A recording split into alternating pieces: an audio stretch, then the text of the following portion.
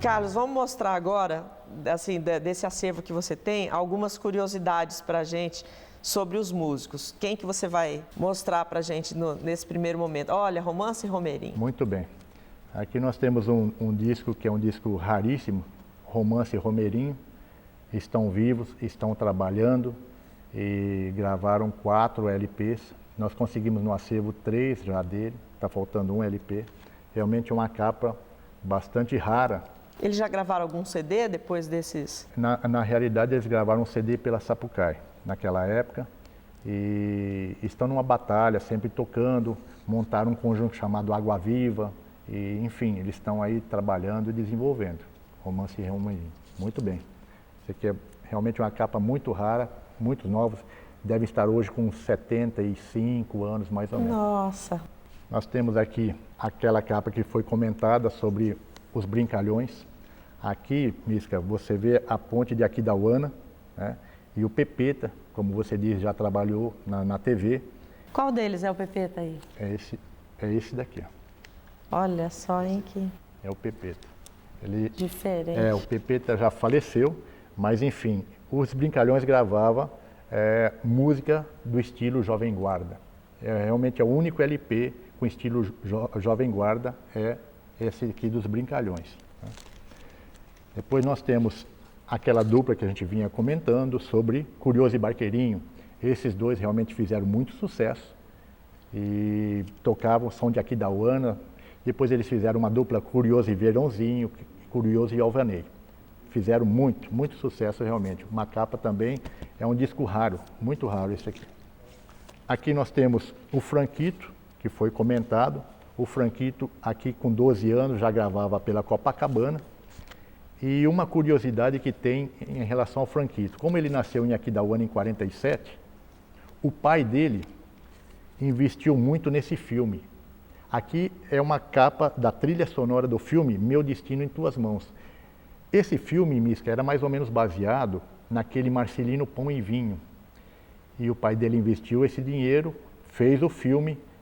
A produção de quem? José Mojica Marins, o Zé do Caixão. É uma raridade realmente. E ele foi protagonista do filme, por isso que ele aparece aqui, não só como a trilha sonora, mas também como artista principal do filme. Ator, realmente. Na vinda do Franquito, essa capa me desperta muita curiosidade. Por quê? Por que as mãos dele sempre estão assim?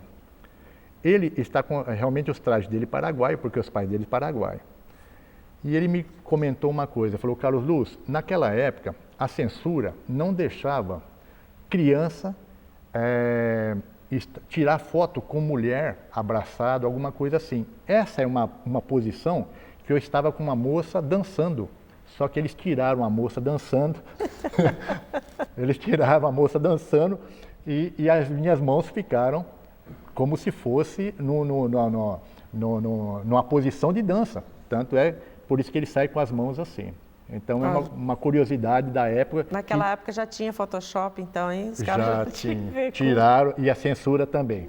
E a censura também, porque muitos dos discos que nós temos no acervo, existe um registro da Polícia Federal naquela época e que não poderia ser vinculado tal música e tal música. Realmente já existia naquela época. Aqui nós temos a capa do Zé Correia. O Zé Correia que foi o precursor do chamamé correntino, Mato Grosso do Sul. E ele que exímio instrumentista, infelizmente faleceu muito cedo, mas um trabalho maravilhoso do Zé Correia, realmente vale a pena, quem gosta, quem é fã do Zé Correia realmente sabe do que nós estamos falando. O Ivo de Souza, aqui nós temos o disco do Ivo de Souza e Florito.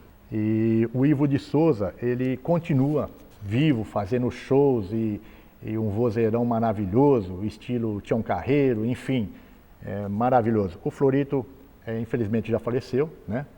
E ele teve outras parcerias também, né? Inclusive, Mística, você vê como que era aqui ele muda, aqui Ivo de Souza e Florito, aqui ele tem Jangão e Angelino. Então ele usava como Jangão, aqui tem o Jangão, que é o Ivo de Souza e o Angelino. Aqui também nós temos Ivo de Souza e Florito, numa outra capa. Ivo de Souza e Florito. Aí é Florito até, né? Eu acho que foi erro da gravadora, né? Você sabe que naquela época, foi bom até você falar sobre isso, nós temos aqui uma questão da língua paraguaia. Nós temos uma influência muito grande da língua paraguaia, Mato Grosso do Sul. E muitos dos discos que os grupos de fronteira ia gravar em São Paulo, em decorrente ao idioma, os nomes na gravadora muitas vezes não passavam por revisão ortográfica e muitas vezes, devido à questão de pronúncia, os nomes saíam muito errados, inclusive nas letras das músicas. Por quê? Existia essa questão do idioma, do Guarani. A não compreensão, a não compreensão desse detalhe ortográfico, né? Como a revisão não era muito bem acentuada, incutia alguns erros. Aqui nós temos Castelo e Mansão. A dupla Castelo e Mansão e o disco, o Castelo está com a banda hoje, está gravando, o Mansão também está com banda, o Castelo agora está gravando com Ado, vai fazer um DVD com Ado. E o Castelo tem, ele me falou, 32 discos gravados.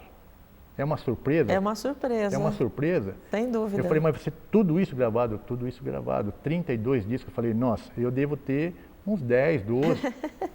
Você imagina? Que interessante isso. E eles começaram cedo também, né? Começaram cedo, mas gravaram muito, muito, muito. E esse nome Castelo e Mansão, quando você busca nome de discos pitorescos no Brasil, esse é um dos nomes pitorescos. Castelo e Mansão realmente aparece naquele link de nome pitoresco. E né? por que eles têm alguma explicação? Realmente eu preciso perguntar para o Castelo essa explicação. Por que eles colocaram Castelo e Mansão nesses nomes, sendo que os nomes é o Queiroz, enfim, outros nomes, né? E por que naquela época eles opinaram por Castelo e Mansão? E eles já estão há bastante tempo na estrada também, né? Já, muito tempo, gravações maravilhosas, continuam firmes. Aqui nós temos Assir e Florito. O Florito mesmo? É o mesmo Florito. Você vê como que, olha, como que as duplas, elas se trabalhavam, olha. O Assir... Como o Ado também. O Ado tem participações com Ado Amambaia Mambaí, Ado e Dino Rocha. Exatamente. Né? Eles também faziam essas trocas, né? São grandes instrumentistas que aí resolviam se juntar para mudar os parceiros. O seu Assir... É arpista, né? Arpista. E aqui ele luthier. Luthier, exatamente. E aqui ele faz essa parceria com o Florito, que é o mesmo Florito que faz a parceria com o Ivo de Souza. Então, por que a memória fonográfica, quando a gente vai fazer a pesquisa, Misca, se tornou importante? São as participações especiais. Por isso que o acervo é muito grande, porque você tem que achar a discografia principal do artista e as suas participações, né? É verdade. Aqui nós temos o Juninho, também instrumentista muito bom. Não, acho que o disco dele, não sei se falha a memória, é o único que tem dele, né? Um instrumentista muito Tem bom. isso que você está falando, são muitos instrumentistas talentosos, é uma terra de muitos talentos, né? Realmente, Mato Grosso do Sul tem aqui muitos talentos. Sim. E aí, em alguns momentos, essas pessoas têm essa ânsia de ter um trabalho solo, um registro, né? Desse talento todo, né? Verdade. Que eu acho que é o caso do Juninho. O Capim também, tem vários outros acordeonistas, principalmente instrumentistas, assim, né? Sim, a parte de acordeonista, instrumentista na questão da sanfona, ou da gaita ponto, ou do bandoneon, próprio bandoneon, como o Elinho, esse pessoal é de uma riqueza aqui em Mato Grosso do Sul muito, e a questão da harpa, devido à influência paraguaia, que em outros estados não se ouve. Nós não temos o hábito de harpa, o pessoal que visita Mato Grosso do Sul, pessoal do Norte e Nordeste, quando ouve som de harpa, fica maravilhado, porque, né, normalmente a harpa é vinculado à questão erudita, à questão clássica. E ao Paraguai também, né? É o Paraguai, é a nossa influência do Paraguai. Agora, esse trabalhista estava me dizendo que é o pessoal de Dourados, né? Sim. Mato Grosso do Sul, quer dizer, tem outros grupos, como foi no caso Curioso e Barqueirinho, de outras regiões do estado e que também fizeram sucesso, principalmente na sua região. Sim. Alguns com registros, outros não, né? Esse é um caso desses, por exemplo. Esse é um caso desse, Misca, porque o que nos remete a fazer uma pesquisa dessa envergadura? É ir em cada município e pesquisar em cada rádio o que tem do seu regional. Agora que esse projeto foi aprovado pelo FIC, esse ano, graças a Deus, nós vamos ter condições de estar visitando todos os municípios, rádio por rádio, e verificando qual o acervo que falta, o que falta para o nosso acervo para remeter isso para o Museu da Imagem de Som. Esse trabalho aqui, ele é um pessoal de Dourados. Nós postamos essa capa e todo mundo começou a compartilhar essa capa e achar o pessoal, o Wagner, o Vitor, esse pessoal todo que participou desse disco. É uma raridade realmente, é o primeiro volume, não sei se se tem outros, né? Mas é uma raridade realmente. Muito, muito interessante esse disco aqui. Esse aqui já é um trabalho daquele... Esse é o maestro Hermínio Jimenez, que a Jandira teve muito contato com ele. Eu acho que desse conjunto Ponta Porã tem inúmeras gravações, né? Verdade. Até por conta nessa simpatia e proximidade com a fronteira, que, né, polca, rasqueado e chamamé era o ritmo que mais se ouvia, né, nos bailes, Verdade. nas churrascarias, enfim, né? Toda a nossa música era bem centrada nesses ritmos. E eu acho que o maestro Hermínio Jimenez teve uma participação muito importante. Muito importante. E aqui, nesse disco, a capa é a Praça Ari Coelho, e ele faz a homenagem ao prefeito da época, que era o Mendes Canari. A última música é em homenagem ao prefeito naquela época, e ele cita o nome do prefeito nesse disco. Aqui nós temos um pessoal que é o Colônia, os Ases do Chamamé, um pessoal de Três Lagoas. Três Lagoas, nós temos também Ases do Chamamé, temos os Três Ases, temos outros discos lá de Três Lagoas, que não estão mais comigo, esses discos já passaram para mim só para digitalização, mas é um pessoal de Três Lagoas que muito sucesso. 3 ou 4 LPs gravados também, pessoal de Três Lagoas está aqui. Aqui nós temos Los Pigmeus. Uma história, um nome engraçado. Né? Os nomes, você vê que naquela, como eu falei, Castelo e Mansão consta de nomes pitorescos, mas Los Pigmeus também deveria constar como muito pitoresco. É o Paulo e o Pedro, são dois irmãos. O Paulinho tem uma sapataria ali na 7, e o Pedro está em São Paulo. Enfim, Los Pigmeus fizeram esse disco e esse daqui, ó. Eles fazem parte do Quarteto Lira. Aqui é a entrada da Universidade de Mato Grosso do Sul. O mais interessante, Misca, olha a contracapa desse disco. Olha só. Então, na frente, a entrada da universidade... Será que eles foram patrocinados pela Aviação Mota? Eu acredito que a Aviação Mota deu uma forcinha, pelo menos com o ônibus ali, ou com a viagem deles para gravar. Mas, enfim, eu acredito que tenha sido um dos patrocinadores. E aqui o estádio... Pela Califórnia, né? Pela Califórnia. E aqui o estádio Pedro Pedrocian e a Aviação Mota. A Aviação Mota também tem uma história no disco. O Sérgio Dutra, né, o limpa-banco da fronteira. Essa capa você percebe que é o Rio de Janeiro e tal. E ele conviveu para lá também gravando. E muito sucesso. 3 ou 4 LPs gravados também. Dozinho Borges, instrumentista muito bom. Dozinho Borges, bastante falado, né? Muito falado, Dozinho Borges. Uma capa que raríssima, é muito rara essa capa. As pessoas sabem...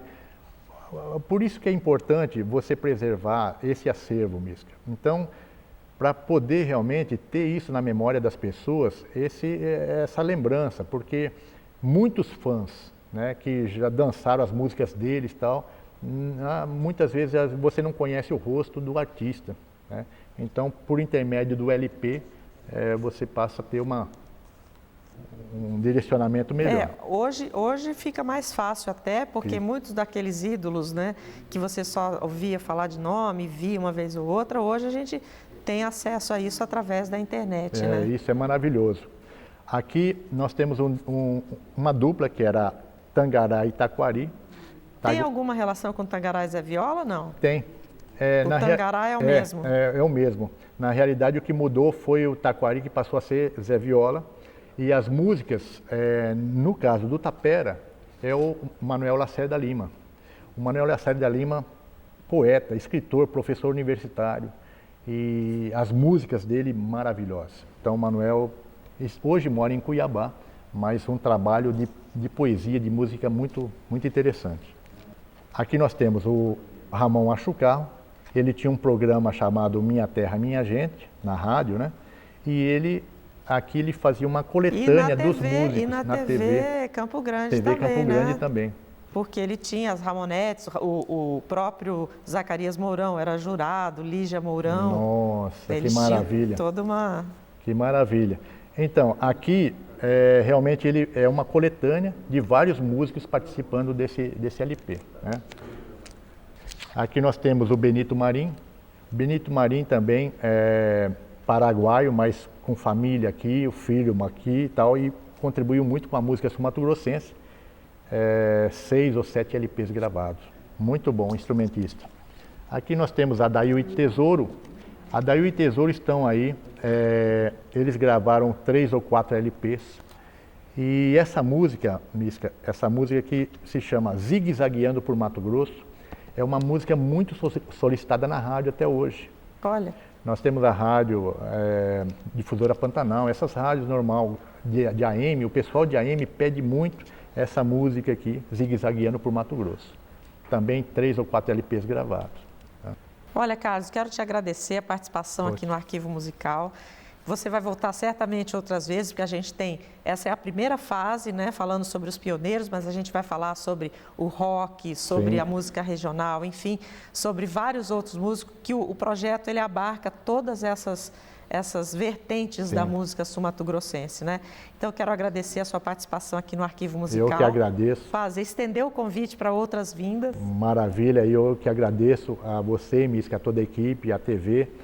É um espaço que para nós, que temos um projeto, um objetivo, uma idealização, é um espaço maravilhoso, que muitas vezes, quando você começa uma pesquisa desse naipe, muitas vezes você é colocado num anonimato em relação a ser colecionador. Quando você passa de colecionador para pesquisa, muda totalmente. E nós só temos condições de falar sobre pesquisa quando realmente tem abertura, como você está nos dando aqui no programa, e para a gente poder externar o que nós estamos fazendo. Para não ser simplesmente um acervo particular do Carlos Luz, do Idemar, e sim um acervo que vai alimentar toda uma sociedade e toda uma história musical do nosso estado. Exatamente, esse é o objetivo do programa, né, gente? O Arquivo Musical de hoje fica por aqui. A gente agradece mais uma vez a participação do Carlos Luz, esperando